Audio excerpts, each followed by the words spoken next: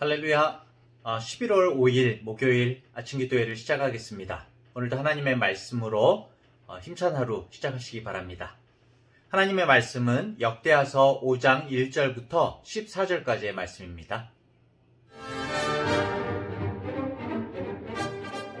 5장. 솔로몬이 여호와의 전을 위하여 만드는 모든 일을 마친지라. 이에 솔로몬이 그의 아버지 다윗이 드린 은과 금과 모든 기구를 가져다가 하나님의 전 곳간에 두었더라.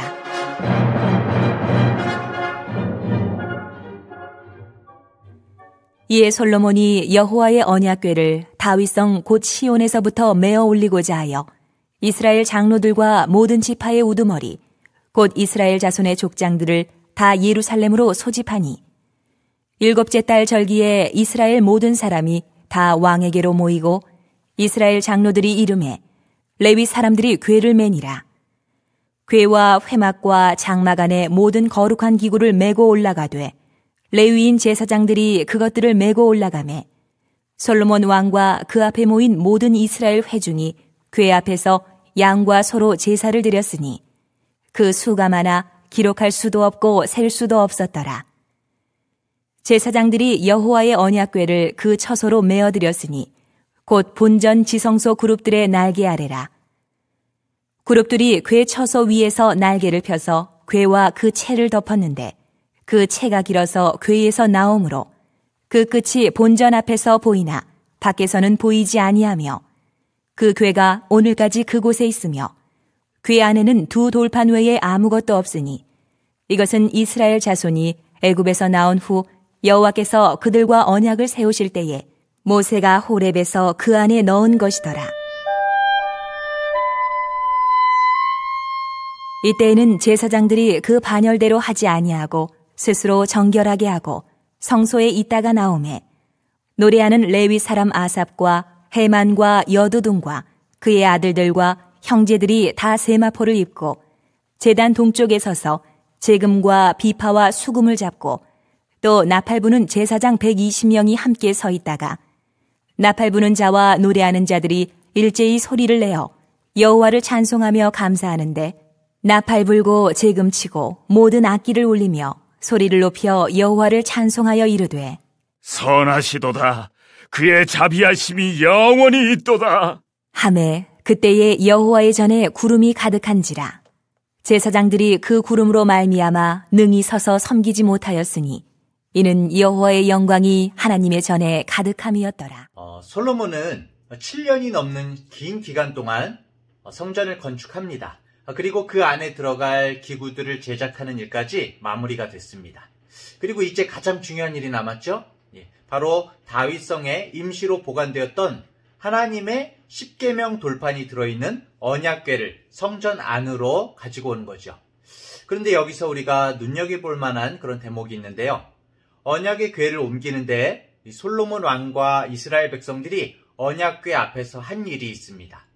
6절에 보면은 솔로몬 왕과 그 앞에 모인 모든 이스라엘 회중이 궤 앞에서 양과 소로 제사를 드렸으니 그 수가 많아 기록할 수도 없고 셀 수도 없었더라. 그렇게 말하고 있습니다.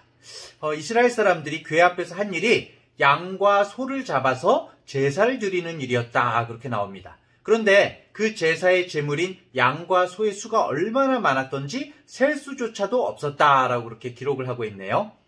자, 여기서 좀 더 이 부분을 살펴보면은 이 히브리 원어로 살펴보면 구체적으로 양은 암컷을 나타내고 소는 수컷을 나타내고 있습니다.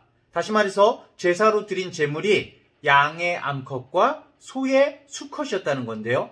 양의 암컷과 소의 수컷을 드리는 제사는 구약에 나타난 5가지 제사 중에서 바로 화목제입니다. 화목제사입니다. 그러니까 솔로몬과 이스라엘 백성들이 언약궤를 성전에 안치하면서 드렸던 제사가 바로 화목제사라는 거죠. 화목제는 뭡니까? 말 그대로 화평과 화해를 위한 그런 제사지요. 하나님과 인간이 화목의 관계를 회복하기 위해서 또 인간과 인간이 화평의 관계를 누리기 위해서 드리는 제사가 바로 화목제사인 것입니다.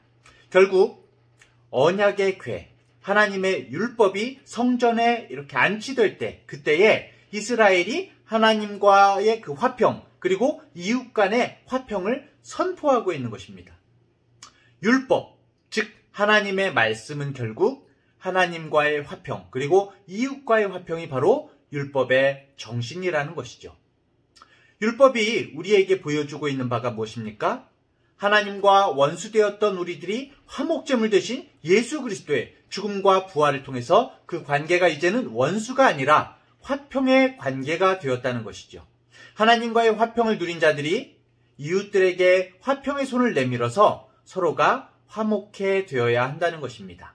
그리고 바로 지금 이 언약의 궤 안에 들어있던 그 율법이 어디 있습니까? 네, 이제 더 이상 율법이 성전에만 머물러 있지 않습니다. 그 율법이 지금 우리 손에 하나님의 말씀 성경으로도 쥐어져 있죠. 그렇다면은 솔로몬이 그랬던 것처럼 이 율법 앞에서 우리도 화목의 제사를 드려야 되죠.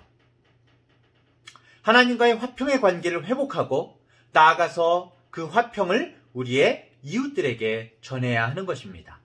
이것이 바로 오늘 본문이 주는 메시지입니다. 말씀을 지킴으로 우리가 율법적인 어떤 행위주의에 빠지거나 다른 사람을 판단하는 것이 아니라 성경에서도 말씀하고 있죠. 가장 큰 것이 내 하나님을 사랑하고 내 이웃을 내 몸과 같이 사랑하라 말씀하셨는데 하나님과 화목하고 이웃과 화목해야 하는 것이 바로 이 율법이 말씀하고 계신 것이고 성전 안에 율법을 안치하면서 드린 화목제물의 의미인 것입니다. 자, 이어서 7절 말씀을 보겠습니다. 제사장들이 여호와의 언약궤를 그 처소로 메어드렸으니 곧 본전 지성소 그룹들의 날개 아래라. 예, 성전 중에서도 지성소 안에 하나님의 그 언약궤가 안치되어야 솔로몬의 성전 건축이 끝을 맺게 되는 것이죠. 만일 성전 안에 하나님의 언약궤가 안치되지 않으면은 성전은 그냥 건물에 지나지 않는 것입니다. 성전 안에 하나님의 언약궤가 있기 때문에 성전인 것이죠. 우리들은 뭐죠? 성령께서 머무시는 하나님의 거룩한 성전이죠.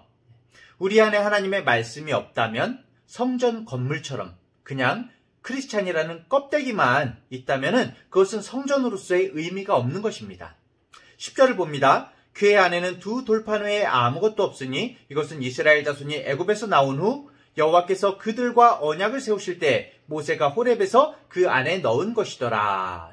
10절 말씀은 하나님의 언약궤에 두 돌판만 있다고 말하고 있습니다. 이 두 돌판은 우리들이 잘 아는 십계명이 새겨진 돌판이죠.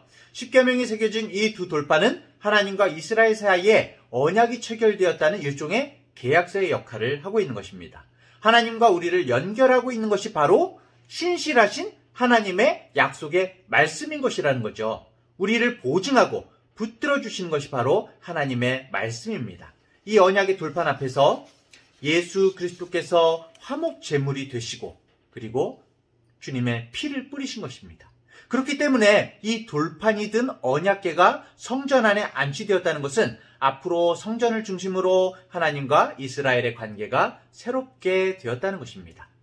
하나님은 언약궤가 있는 성전에서 이스라엘 백성에게 은혜를 베푸시겠다는 그런 뜻이죠. 이스라엘은 언약궤가 있는 성전에서 하나님의 은혜를 구하며 하나님만 섬기겠다는 그런 뜻이고요. 이런 뜻으로 언약궤가 성전 안에 안치되었습니다. 마찬가지로 성전인 우리 안에도 하나님의 말씀을 반드시 안치해야 됩니다. 항상 하나님의 말씀을 품고 있어야 됩니다. 우리 안에 성령께서 그리고 그 성령의 말씀이신 하나님의 말씀이 우리 안에 있지 않으면 우리는 성전으로서의 의미가 없는 것이죠. 자, 그 이후에 이스라엘 백성이 화목제물을 드리고 언약궤를 성전에 안치한 이후에 레위 사람들을 앞세워서 여호와를 찬양하기 시작합니다. 예배하기 시작합니다. 12절 13절에 보면 노래하는 레위 사람 아삽과 헤만과 여두둔과 그의 아들들과 형제들이 다 세마포를 입고 제단 동쪽에 서서 재금과 비파와 수금을 잡고 또 나팔 부는 제사장 120명이 함께 서 있다가 나팔 부는 자와 노래하는 자들이 쫙 이러면서 하나님을 찬양을 합니다. 자, 먼저 찬양을 할 때에 예배할 때에 우리의 모습이 어때야 하느냐 하는 것이 이 말씀에 나타나 있는데요. 노래하는 레위 사람들이 모두 무엇을 입었죠? 세마포를 입고 있었다고 기록하고 있습니다. 이 세마포는 당시에 제사장이나 성전에서 봉사하는 사람들이 입었던 옷입니다. 이 세마포 옷에 관해서 요한계시록에 이렇게 기록되어 있죠. 19장 8절에 그에게 빛나고 깨끗한 세마포 옷을 입도록 허락하셨으니 이 세마포 옷은 성도들의 옳은 행실이로다. 세마포 옷이 상징하는 바가 바로 성도의 거룩함이다. 거룩한 행실이다 라고 말하고 있습니다. 노래하는 자들이 세마포 옷을 입었다는 것은 바로 죄나 흠이 없는 거룩한 모습으로 하나님 앞에 서 있었다는 그런 뜻입니다. 이것이 바로 예배에 임하는, 또 찬양에 임하는 우리의 자세여야 한다는 것이죠. 하나님 앞에 설 때 우리는 항상 우리의 모습을 점검해야 합니다. 우리 안에 세상의 것으로 가득 차 있다면 우리는 결코 진정한 예배를 드릴 수가 없습니다. 하나님을 만날 수 없으며 하나님의 영광을 맛볼 수도 없습니다. 예수님께서는 마음이 청결한 자만이 하나님을 볼 수 있다, 그런 복을 누릴 수 있다라고 말씀하셨죠. 오늘 본문도 세마포 옷을 입은 자들의 찬양과 예배 속에서 여호와의 영광이 가득했다라고 그렇게 기록하고 있습니다. 예배의 자리에서는 우리는 항상 세마포 옷을 입어야 됩니다. 정결한 마음, 거룩한 모습으로 서 있어야 하는 것입니다. 자, 다음은 예배할 때 우리가 무엇을 찬양하고 고백해야 하는지도 이 말씀에 나타나 있는데요.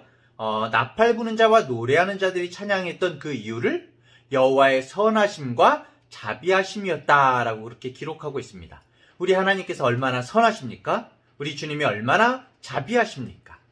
우리의 허물과 연약함을 아시면서도 정죄하지 않으시고 끝까지 품어주셔서 결국 구원을 이루어 가시는 그분이 바로 우리 하나님이시죠. 우리가 예배해야 할 이유는 바로 주님의 선하심과 자비하심 때문인 것입니다. 오늘도 그 주님을 찬양하고 예배하는 우리 모든 성도님들 되시길 바랍니다. 자, 그리고 마침내 5장 13절 끝부분과 14절 말씀을 한번 읽어볼까요? 그때 여호와의 전에 구름이 가득한지라 또 제사장들이 그 구름으로 말미암아 능히 서서 섬기지 못하였으니 이는 여호와의 영광이 하나님의 전에 가득함이었더라. 이렇게 말합니다. 언약궤가 이렇게 모셔진 안치된 성전에 구름이 가득했다고 말하고 있습니다. 언젠가 본 모습이죠. 출애굽기 40장에서도 모세를 통해서 성막이 완성된 다음에 성막에 구름이 가득했습니다. 이처럼 성경에서 구름은 하나님이 나타나실 때 동반되는 그런 현상입니다. 구름은 하나님의 임재를 보여주는 것입니다. 그래서 우리들이 알듯이 주님이 다시 오실 때 구름 타고 오신다. 구름 타고 오신다는 게 주님께서 손오공이다, 그게 아니라 하나님의 임재를 말하고 있는 것입니다. 신의 임재. 주님께서는 하나님이시잖아요. 신의 임재를 말하는 것입니다. 언약궤가 안치된 성막에 구름이 가득하고 여호와의 영광이 성전에 충만했습니다. 이것은 하나님께서 솔로몬이 지은 그 성전을 기쁘게 받으셨다는 그런 뜻이기도 하죠. 오늘날 우리들도 구약의 이스라엘 백성들과 똑같이 하나님과 언약을 맺은 주님의 백성입니다. 오늘날 우리들은 구약의 시내산이 아니라 갈보리산 십자가 위에서 하나님과 언약을 맺었습니다. 십자가에서 흘리신 우리 주님의 피와 그 찢겨진 몸을 통해서 우리는 하나님과 새 언약을 맺게 된 것이죠. 구약의 이스라엘 백성이 성전을 항상 생각하면서 하나님과의 언약을 가슴에 깊이 새겼습니다. 그렇다면 오늘날 우리들은 무엇을 항상 생각해야 되죠? 하나님과 영원한 언약을 맺은 갈보리산 예수 그리스도의 십자가를 항상 생각해야 됩니다. 하나님과 정말, 그래서 그 십자가는 언제나 우리 신앙의 핵심인 것이죠. 십자가를 놓치면 우리들은 하나님과 맺은 언약을 놓치고 사는 것입니다. 우리가 십자가를 붙잡으면 우리는 항상 하나님과 맺은 언약을 기억하면서 사는 것입니다. 우리는 예수님의 십자가를 항상 떠나지 않고 마음에 품고 살아야 됩니다. 십자가 앞에서 우리 주님이 어떤 분이신지를 항상 묵상해야 됩니다. 십자가 앞에서 우리들은 항상 하나님의 언약 백성답게 사는 것이 무엇인지 언제나 마음 가운데 새겨야 됩니다. 구약의 이스라엘 백성이 하나님의 성전을 지극히 사모했듯이 우리들은 예수님의 피 흘린 십자가를 항상 사모하면서 살아야 됩니다. 우리 모든 중앙대학교의 성도님들, 오늘도 언약의 십자가를 묵상하고 온종일 주님의 말씀을 붙잡고 사시는 복된 주님의 백성들 되시기를 간절히 축원합니다. 오늘 이 말씀을 가지고 기도할까요? 첫 번째로 우리가 하나님의 말씀 가운데서 율법주의가 아니라 하나님과의 화목, 그리고 이웃과의 화목, 정말 이것을 마음 가운데 새기는 우리 중앙대학교의 성도들 되게 하여 주시옵소서. 두 번째로, 우리 안에 말씀이 없으면 진정한 성전일 수가 없습니다.